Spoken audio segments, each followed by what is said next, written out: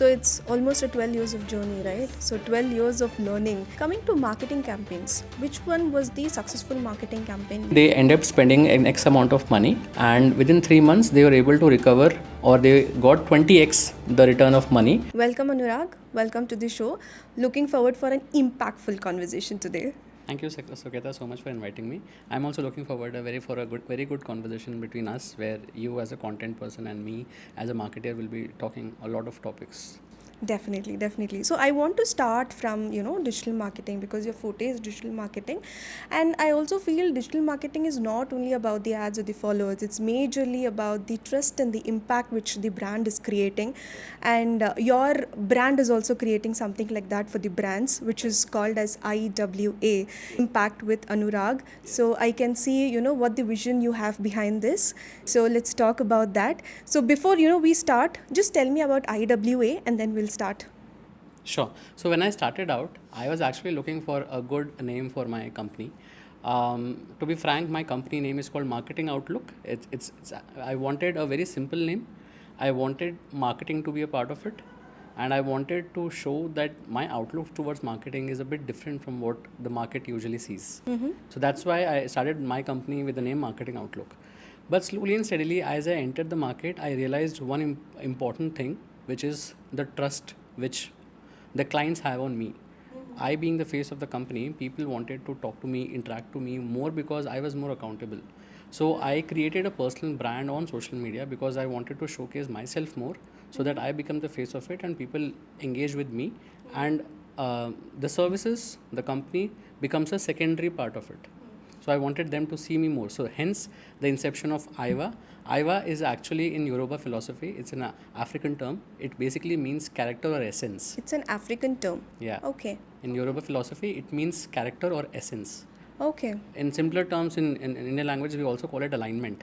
So I feel there's a lot of misalignment in marketing which is happening today. Because of that, I started IVA, and coincidentally, it also, translated into Impact with Anurag. So I kept this as my own journey, and tagged along the storyline along it. Lovely thought went behind. Okay, Anurag, even before, we start talking about what digital marketing is, what campaigns are, what are the numbers you've worked with, I want to understand, because you said, trust comes with, when you put out, who are you, right? So tell me about yourself, which is not there in the LinkedIn profile. So I started my career as a computer science engineer. During that time, engineering and being a doctor, as we also discussed last time, is something which was looked upon. I mean, it was basically, there are two fields where people respect you a lot. So I chose engineering. I did my computer science engineer. Post that, I started working for a company called Amdocs for 2 years. Post that, I got bored of coding. I gave CAT, got through IMCOE code. I did my masters of marketing from there. So 2014 is when I completed it, and after that I've been working with different companies in marketing. And when I say marketing, it involves different aspects: branding, content, performance marketing, social media marketing, organic marketing. So all those things I started learning from different places. So from 2014 onwards, I've been part of different companies. 2022 end is when I said I'll start something of my own, and then the whole idea of having my own company where I take care of that vision of how marketing should be, then that's when I started it out. So it's almost a 12 years of journey, right? Yes. So 12 years of learning. It's a whole lot of an education, I guess, right? So what is that you were, thinking, or what is that you were building in this all 12 years journey? So to be frank, when I was part of bigger organizations, I noticed a pattern. So when I used to sit in boardrooms with marketing managers, with my managers, with my team members, with the board of directors, there were all talking about certain things. Some will talking about social media, some was talking about what is competition is doing. So we used to take all those ideas and combine into one strategy and take it ahead. But somewhere I felt that a lot of money was also being wasted in what should be done versus what was being done. A lot of money usually also get wasted into vanity metrics, which means basically you chase behind numbers which are not even required. For example, in today's world, a lot of companies chase behind how many followers you should be having, how much likes or shares you should be having, whereas their end goal is just completely opposite, which is the selling of the product. Okay. So when you chase behind such numbers, you end up wasting a lot of money on certain things which are not even required in marketing. So coming from that thought process, I thought of having my own company someday where I could remove all those elements and focus on pure play marketing, which actually leads into selling of your product or service. Okay. So probably when you started your company, okay, before you started a company, there was a one notion towards, what people are putting money and why is it not working. But after, starting your company, what was that one thing you thought, people are having a misconception about the marketing and they're also putting a lot of money towards this also. Aise karke, do you have anything else? So when you talk about misconceptions, there are definitely a lot of misconceptions about marketing. A lot of business owners, when they start out today, one thing is right now they don't trust marketing agencies too much because maybe of their experience, and also they want to try out marketing themselves, but they don't have a specific roadmap or a pathway. So, for example, I've heard of businesses and clients telling me that, okay, today I'll post this on social media. Will that result into sales? My answer is, of course, no. There's too much competition today that you'll get lost in the crowd. Instagram is filled with competition. Even if you post something today, it's not that your end consumer is actually watching that video, getting influenced by that video, and actually buying something from you. It doesn't happen that way. So basically, a lot of business owners try their own kind of marketing, but they fail. So one segment of business is there which loses hope in marketing because they've tried it without a system and they failed. There's another segment of businesses who maybe had a bad experiences with other marketing agencies because probably they were duped or probably they were engaging with beginner freelancers. Because of such issues, their interest or probably their that marketing will work for them, that has gone down. So how was your journey in the beginning? Because as you said right now, people had a different, misconception about things like this. So how was your journey in the beginning? Also, a lot of business people, they have, too much of expectations, or probably they would have, failed somewhere else and then they come to you. So tell me about the journey there. So I think in terms of journey, I'll tell you two aspects. One aspect is my own personal shift in mindset, because when you start as a consultant or as a company, you basically have a different attitude, a different mindset, and a different vision of how you want to take it ahead. When you are in your own comfort zone in a company working for someone, you have certain responsibilities, you have a designation, there are people working for you. But as an entrepreneur, every day you have to pitch to your clients who do not know you. You have to start from the scratch, establishing that kind of trust, onboarding them, delivering them certain results that you're promising, and again then delivering the next set of customers. So it's like a journey which starts every day, and there is something new which happens every day. So that's a mindset shift that one needs to have when they start a new company. And second part, from a business perspective, I feel it's very critical and very important in today's world to have a specific niche. If you don't have a niche, you'll again get lost. So pick up one problem, pick up one industry, and make sure that you are the master of that problem or solution. You make sure that you have a solution which is catering to that industry and has that specific problem attached to it. So accordingly, when you have a specific niche, a specific industry, and a solution for that problem, you will definitely be successful. I figured out that during this whole 3 years of my journey. Okay. I know this journey wouldn't have been very easy for you. And also, you were working for 12 years and then you started your own company. So, that transition, what kind of a transition you had to undergo? Yeah. So as I said, that transition mostly was a mindset shift which happened, and accordingly, when that mindset shift happened, my body language, my attitude, my work profile, the way that I talk to my clients, the way I deliver my results, the way I create my case studies, and then pitch to my next set of clients, everything started shifting around the same core business principles of what I believe in. So I felt that at the first layer, it was very important to create that kind of trust. And being in digital, it's important today that any business owner needs to start creating that trust online first. Because it's not every day that you meet your prospective client. It's not that clients are lined up today to meet you.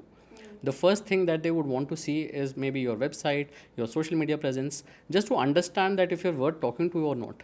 That is just the first basic trust layer.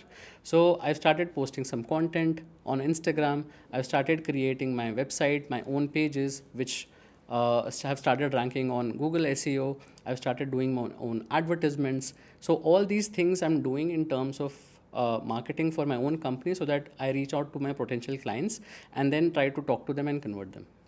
Definitely. But being as a founder, things are very different. Probably when you start, you will expect, okay, this is the thing, it's very easy. I can, this is my capability, I'll be able to do it.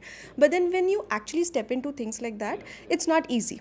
So, what was that which was not easy for you? I think the most difficult part was actually selling. What happens is when you are working for a company, there's only one time you have to sell. That was during the interview. Once you sell yourself and you know that you have a job, then you're in your comfort zone. You know that okay, there will be few things here and there, but after that, you know you have a responsibility and you will be just doing your job, making sure things are done, making sure a team works for you. But here, that one big thing that I've learned over this period of time is you have to sell yourself every day, because you don't have your comfort zone, you don't have your employees, you don't have your team members, you don't have your manager who knows you and gives things to you. Here you have to pitch to your clients every day. You have new prospects coming in, you have to understand that industry, you have to understand their business language, you have to understand what are the expectations. One important thing is, a lot of people come do marketing, I want results, but they don't know what are required, what are the required aspects of marketing to be done. So those things, it's very difficult to explain it to me in the first call. So we have multiple calls during which, I usually don't sell by telling them that take my product. I go through a different route. I educate them. I consult them. I guide them that for this is the right thing to be done. This is what the industry is doing. This is what my model does for you. Accordingly, then they take a call. So I never sell during the call. I just educate or consult them. This was very nice how you said, being a founder, you have to sell yourself every day. And also knowing your strength, it's not easy. We never assess that part of ourselves, on an everyday basis. So, yeah, that's a very nice takeaway today, I guess. Okay, coming to, ads. So ads are something which is your forte as well, right? You do meta ads, Google ads for all your clients, but still a lot of clients, probably they might also come up with saying, this is not working for me, even after running so many ads, so much money I've been spending. So how is it for you? Right. So when I talk to my customers, it's not that they haven't been exposed to something like ads. They're not doing it for the first time. Okay. They have a pain point that ads haven't worked for them. I'll tell you why it hasn't worked for them. First reason, they would have tried the ads themselves. Today, what happens is people feel maybe creating an image on Canva, putting that as an advertisement on Meta will generate your leads and sale. No, it doesn't work that way. It's like actually talking to your customer. When you talk to your customer, you don't show a poster saying that okay, this is the poster, see it and buy it, right? Similarly, you have to be there in front of the customer, maybe through a video platform where you yourself or your team or your influencers, whoever that is, are explaining why your product and service is important. So today, in today's world, video marketing has changed into a different important aspect for every business. Correct. Okay, so that is one part. So people don't realize that they start advertisement themselves and then they fail. So they feel that marketing hasn't worked for them. There's another segment of people who maybe to reduce cost, they worked with just freelancers who come at a very cheap rate. They work with them, their experience with them also doesn't turn out to be good, so they back off and they feel that marketing again doesn't work for them. So there is a negative emotion or a sentiment around digital marketeers or marketing as a concept. So it's not that marketing doesn't work. Marketing works only for people who have the right way of doing it and they have a system built around it. Without the whole system built around it, you will be lost, and definitely then you won't even call. I actually don't call that even marketing. It's just trying out, or probably it's a gimmick. It's basically trying out 100 things without a proper vision of what will work. So unless and until you don't have a system in place, it's basically gambling your money and giving it to Meta or Google. In fact, also high ticket service people also, they feel, business owners also, they feel it's not working for them. But I feel maybe it's because of the funnel, the sales funnel which they have has a long process. But what do you think? What is that you have gone through with the high ticket service? You rightly said. See, I'll tell you, it's a common behavior. As marketeers, we never change a consumer's behavior. We always try to adapt to it and create marketing around it. Okay. What that means is, for example, let's say there is a 500 rupee product. I'm selling that on maybe a D2C brand, through a D2C brand, and the consumer is basically taking a few seconds or few minutes to decide if that product is good enough for them or not. It's a 500 rupee product. So for them, it's just 500 rupees. They won't think too much. It's a quick decision for them. But in contrast, when it comes to high ticket services, like if they are spending 15 lakh, 20 lakh, 30 lakh of their money, hard earned money, that decision is not done in a few moments. That takes time. And when I say it takes time, it basically means they are doing their own research in the background. For example, it could be as simple as buying a car or maybe doing an interior design service that usually starts from 15, 20, 30 lakhs, right? So if they're going for that high ticket items, they usually do a lot of research. Which is the best car for me? Which is the best interior design company for me? What is the kind of work that they've done? What is the quality and finishes that they'll be using? What is the timeline? Do they have good name in the industry? So when they are basically spending so much amount of their time, money, and bandwidth, they do their own research, and it usually takes 2-3 months for them to convert. So it does convert. Again, as I said, it needs to have a proper system. It needs to have a proper funneling. It needs to have a proper sales system also, so that once the lead is generated, you have a proper lead nurture cycle. So if everything is in place, it definitely works. Only thing that will differentiate from the rest of the market will be the amount of time taken to convert them. Yeah, makes sense, makes sense. Yes. Okay, coming to the content part. Content plays a very major role in probably even, highlighting what the product is or what the services is, right? So how do you work towards the content? Is it the virality you see, or what is the value which is the brand is giving that you see? How it works? So I never focus on virality because one, there is no secret formula to virality today. Okay, so a lot of marketeers, a lot of content agencies have tried to figure it out, tried to decode that, okay, this content was viral. What was the reason behind it? There's no foolproof reason actually. It goes viral because one, it might be a trend. Second, that person has posted something very different which is not there in the market. So people want to watch it again and again. Okay. Okay. So people want to watch that kind of stuff. But if that person has done it, if another person comes and does the same thing, now it will be a repetition. No one will watch it again. So there's no hard code formula that, okay, I'll do this because it has been done and I'll become viral. So there's nothing called virality. It's just that something clicks and it becomes a trend. Okay. When I focus on content, I use content as a trust layer. Okay. What that basically means is when I'm running a campaign or an advertisement for any company or for myself, for the first layer, basically I try to make people aware of the problem they're facing. Once I know they resonate with the problem, then I bring them to the main content, which might be on my website or my landing page or my Instagram. When they see that kind of content, they start creating an opinion about me, and that is called the trust layer. Okay. Once they know that, okay, this person is trustable, this person has speaking logically, this person has experience to solve this problem for me, that's when automatically they come to me. So for example, if I'm generating a lead who has booked an appointment with me at, let's say, Sunday 2 p.m. Before that call, they already by default would have checked my website, checked my Instagram. Yeah. So basically, they're already getting nurtured before the call, that who is Anurag, what kind of case studies is he generating, what kind of work has he done. So they have some conception in their mind that, okay, this is Anurag, this is what the expectation should be before the call begins. So I'm using that content not to reach people. I've already reached people through my advertisements. I'm creating a trust layer through my content. Okay. Okay, for people who don't understand, boosting post and also the meta ads. Yeah. Okay. So what is the difference between both? Yes. Very good question, because a lot of business owners who are starting out basically get confused, because what happens is, as soon as they start putting out content on their social media, may it be Facebook or Instagram, they see a boost button by default. Yeah. Boost button is the worst way of marketing today. What happens is, boost is just a way where you reach out to your target audience, but it's not created, or it was, the function of boost button was never to create engagement or to get quality leads. Okay.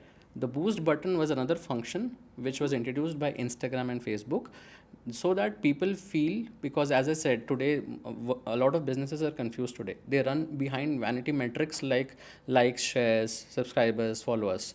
It is good for content creators, but a business need not be a content creator. If you want to be, that's a different objective. But if you don't want to be a content creator, let it be. In that case, your objective should not be like, share, subscribers. In that case, your objective should be relevant inquiries, relevant leads, right people watching your content. But in Boost also, we do spend money, right? You do spend money, but Instagram algorithm is not created in a way so that the boost will give you the right kind of reach to the relevant people. Okay, got So it. when you put 1,000 rupees behind it, you get a few likes, shares, and subscribes, or maybe a few followers. But how many of them are actually relevant people who will come and buy something from you? So probably they won't be the genuine audience for you. Correct. So if you ever want to create a campaign or you want to reach out to the right audience, always go to a Facebook ads manager. It's called Meta Ads Manager or Facebook Ads Manager. And from there, you create a campaign and then decide what kind of objective you want to have and then go accordingly. So never boost it. Boost if you are, again, as I said, if you want to have vanity metrics, because a lot of companies do have it. A lot of companies want to show their investors that, okay, I'm getting so many likes, shares. They definitely do it. But as a company owner, or probably if you're starting out, I don't think you will ever lead something like a boost button. So probably when you are showing up your business and probably want to, expand your business through Insta, you don't have to boost. You use your Meta ads, right? Okay. What is the smart funnel system which you have? I saw your website. I went through your website and it was written smart funnel system. So what it is? Why you wanted to start something like this rather than just asking your customers to put money in the ads? So basically, smart funnel system is a 3-step process. Okay, it's a very simplified 3-step process that I have been able to, I won't say crack, but able to understand over different industries over my career. That okay, this simple system will work for a lot of companies. Okay. So the first step in this is basically a problem-centric communication.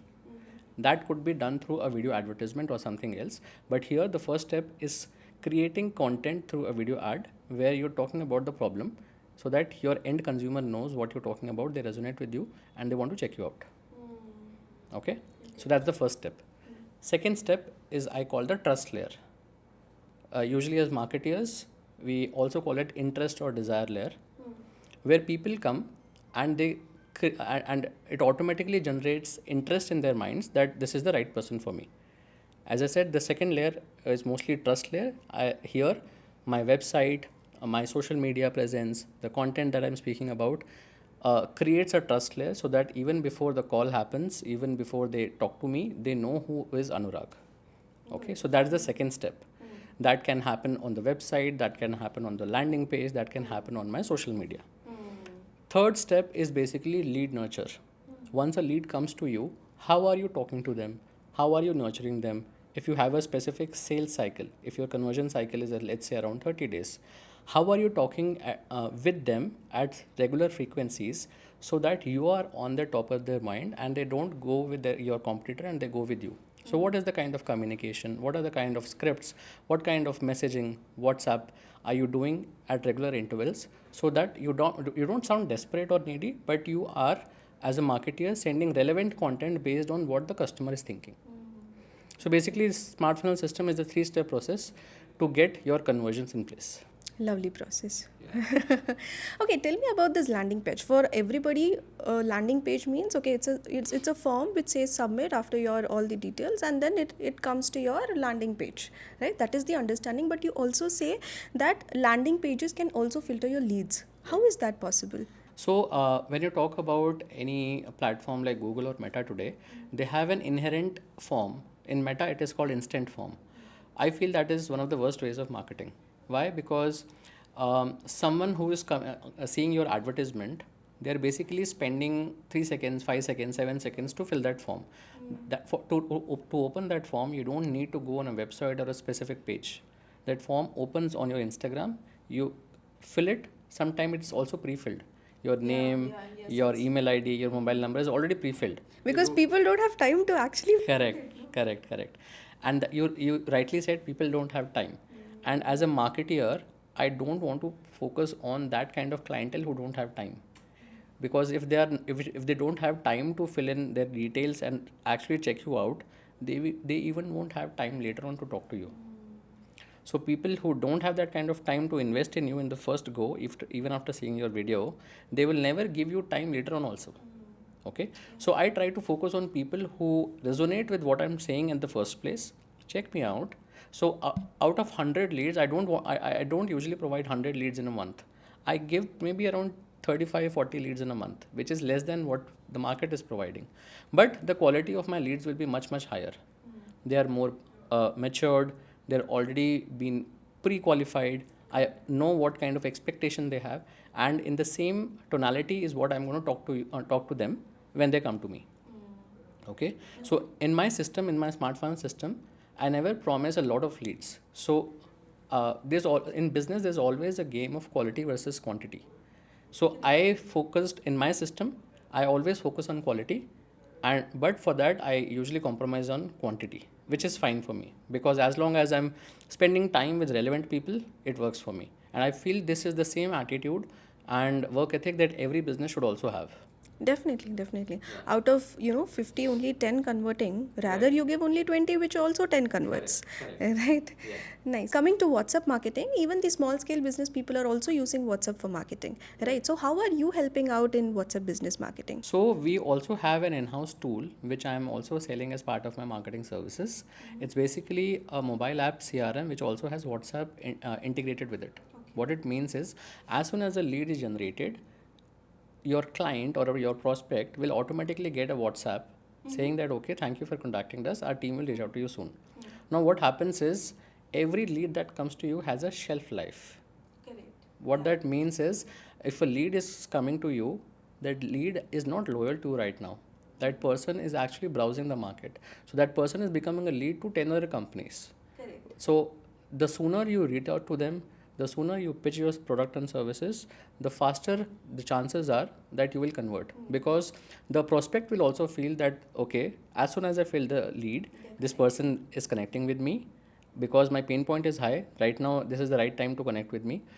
And when you pitch your services maybe in a day or two or maximum week, you also know that, okay, this person is responsive. They're taking that responsibility to talk about your pain point and pitch their services very quickly instead of waiting for weeks and weeks. That also reflects on how fast you are, and that also reflects on the kind of work that you can do. So it also impacts in a way on how people perceive you as a business. So it creates more impact, it creates more conversions and quicker conversions. So WhatsApp marketing is very relevant today, but provided that they become a lead first. What a lot of companies today are also doing is, they are buying data and pushing their messages, bulk messages on WhatsApp, and ultimately their number gets spammed or reported and they get blocked. That should not be the right process. Do WhatsApp marketing, but only for relevant people who have shown interest. Okay, coming to marketing campaigns, which one was the successful marketing campaign you took it up, and which one was you felt, okay, this didn't went well, probably one on one.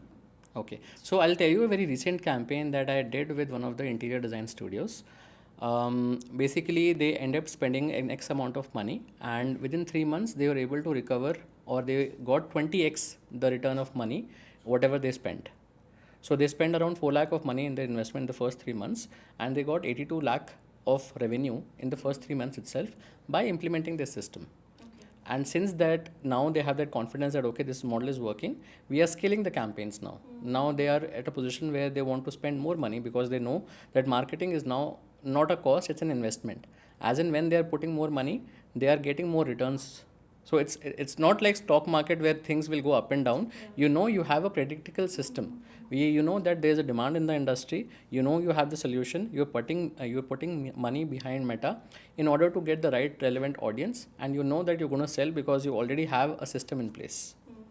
So your marketing keeps on scaling as and when you have a steady system that works for you. Okay, one case study which didn't work. Okay.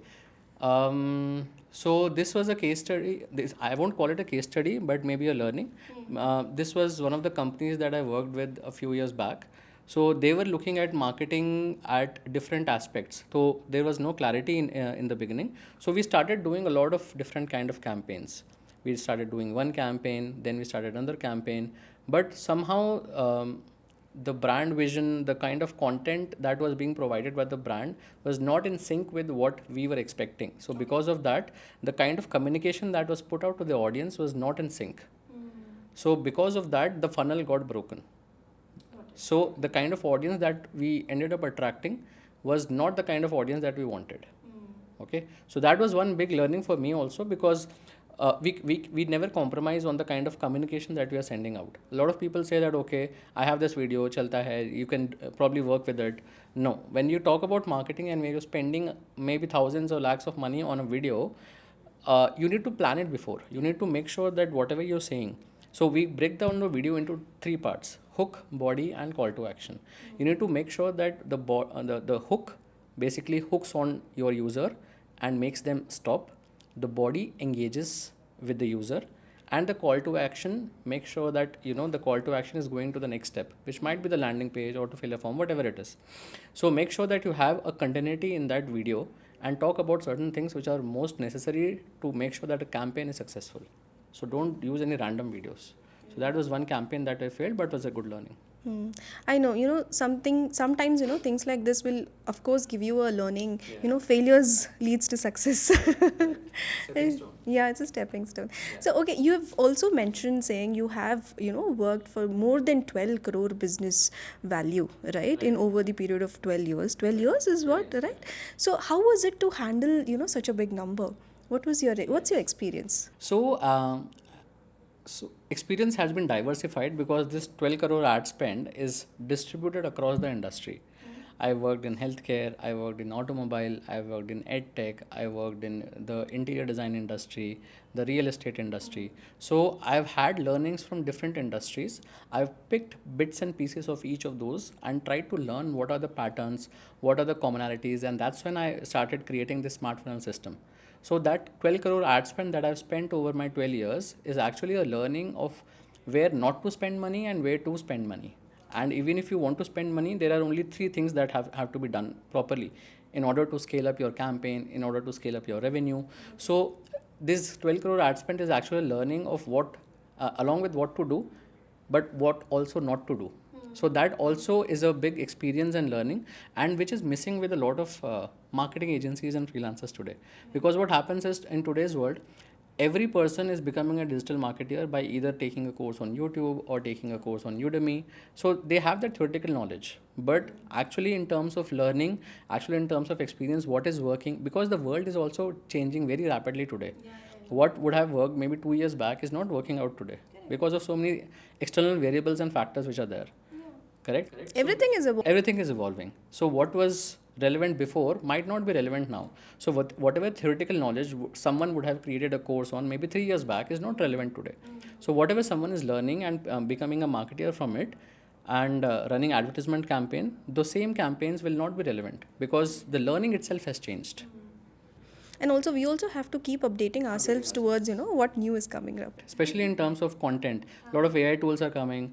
A lot of people are changing the way that they produce content. So a lot of industry shift is also happening. Correct. In fact, that was my next question about the AI, right? So AI is taking up space everywhere, and everybody is also putting up, Insta videos saying, AI is doing your job and all that. But how far, it is affecting you, or probably you are taking it positively? How is it for you? I'm definitely taking it positively. I'll tell you why. See, AI can never replace humans, but AI can make systems efficient. That's for sure. So the kind of roles people had before, now the roles have evolved into something else. Okay? So people also need to understand that the industry is shifting. They also need to pivot their skill set. Okay? So I'll give you a very basic example. I used to handle a team of content people who used to write blogs, write articles, write website content, and it used to take hours and days to write that content.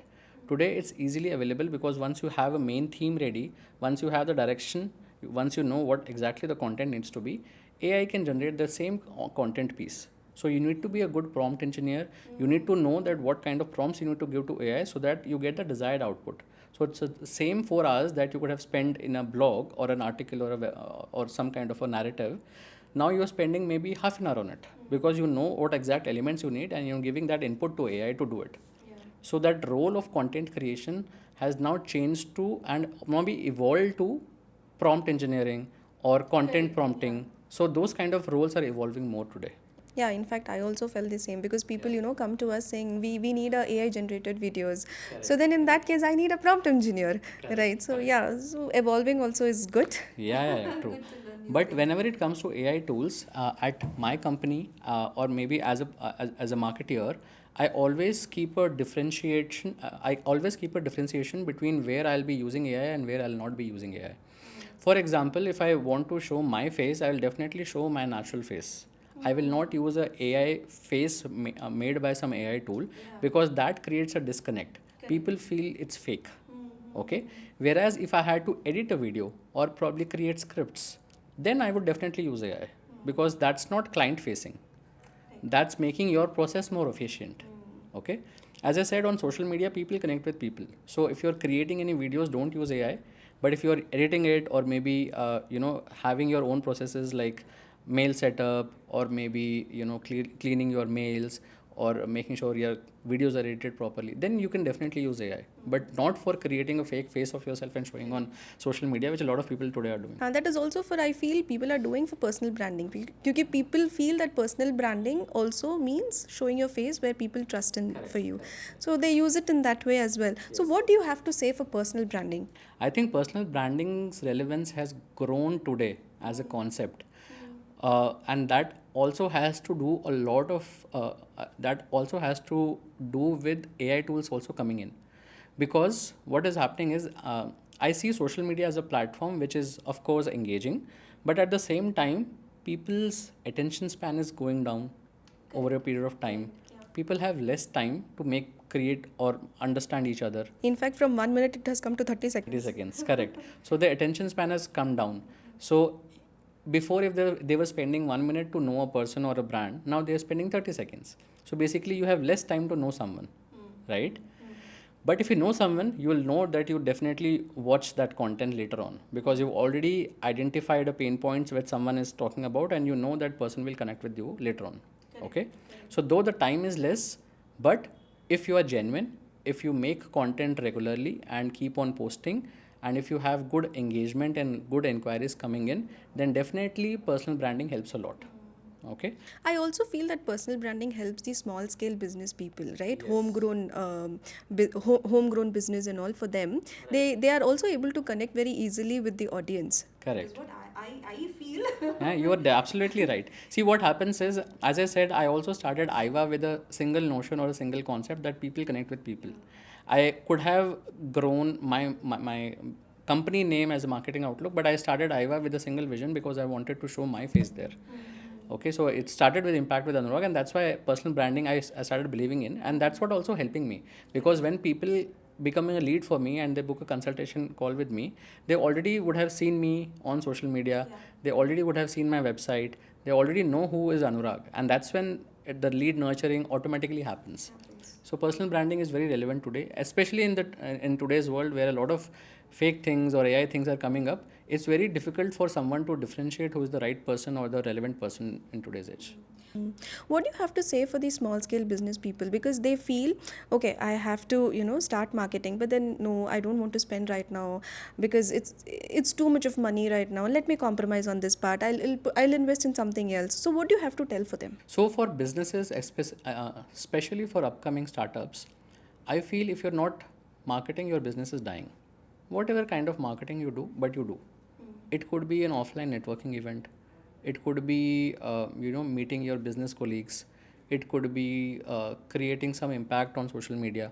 It could be having a website with each and every page focusing on certain keywords so that you rank. It could be having a strategy that maybe ChatGPT or other tools recommend you for certain things. Have some kind of strategy, because if you don't have that strategy, you could have a really good business, but if you're not marketing, people don't know you, so no one will come to you. So at least build your profile first, and then later you can spend money on that. Yes. That is what you want to Yes, also yes, suggest. yes. So if you have a business, I'm sure you would have spent a lot of money on creating an office, getting employees, doing a lot of hard work in terms of getting the business up and running. have some portion of it always to marketing, so that whatever you've built, that is being utilized for your clients. Okay, so that happens via marketing only. Okay. Okay, so if now you want to start up from the start, okay, you have not started your IVA probably 6 7 years back, and now you have to start it all again, what is that you would change? In terms of changing, I think I've had my learning for last 3 years on how quickly I could have done this. So as I said, when I started my journey as a digital consultant, I started with a certain vision in mind, but I was not very quick in adapting to it. I feel I could have done these things a lot more easier and quicker. Now that I have learned, if you ask me what would I change, maybe the kind of content that I'm producing or the kind of campaigns that I'm running, I would have done much more sooner, learned what is working, what is not, make those quick decisions and scaled up more easily. Okay, nice. That's very much necessary. Yes, yes. What do you think? What does IVA will look like after 3 years? I think after 3 years, we'll have. I'm also thinking to launch my own coaching model, in which right now I'm just working on consultation and execution of campaigns for different brands. So after 3 years, I feel IVA will be at a stage where I'm not only just consulting and executing, I'll also be teaching them, coaching them, and especially startup founders, especially people who have just started out their business, who don't have a clarity, who don't have a vision in terms of what actually marketing should do for them. Because I feel at the first level that education is very much important on why marketing is needed, what kind of marketing is needed, and what is the right system to create that kind of an impactful business. So once that education is given, once they get nurtured, then they automatically will know that okay, this is something that I definitely want to do, may it be from me or someone else or maybe by themselves. Okay, so I feel after 3 years I'll be much in a better position to guide, educate a certain set of clients on what kind of marketing is required and what kind of systems work for them. Because knowledge is important to even begin anything, right? So I feel that will also serve for me as a trust layer, and I also will feel that businesses would have more education on what is needed to be as an impactful business for themselves. Okay, nice. So we have almost come to the final segment of the conversation. So we'll have a quick rapid fire questions and quickly answer me. Okay. Shall we start? Yes. Okay. Organic content or paid ads? So if you're starting out, definitely paid ads, because that will give you quick leads, give quick revenue, quick bucks. Once you have that confidence, spend and reinvest in organic marketing in parallel with paid ads. Okay. Meta or Google? For me, Meta. Leads or revenue? Always revenue. That is what we are looking up to everybody. Right? Agency or in-house team? If you have budgets, you definitely should go for in-house, else agency. One metric every business owner must track. Cost per qualified lead, because I feel today a lot of businesses chase cost per lead, but actually the metric should be cost per qualified lead. Okay. Best marketing advice in one line. Always think about what your customers are feeling. Probably I'll summarize into one sentence. Good marketing talks about your product or service. Great marketing talks about the benefits and utilities of your product and services. But extraordinary marketing talks about how your customers are feeling when they take your product or service. Okay. So concentrate on all three. Yes. Okay. Biggest waste of marketing budget. Boosting. Okay. What do you read or listen to? I usually listen to audiobooks. Okay. Basically on mindset and business. Okay. One tool you can't live without. Cloud and ChatGPT.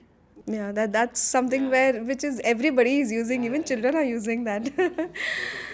Lovely, lovely. We had a nice conversation with you. Thank you so much, Anurag, for being here today. Thank you. Thank you, Sukhita. Thank you so much. That was Anurag Busi, founder of IVA, the meta ad agency built on the smart funnel system.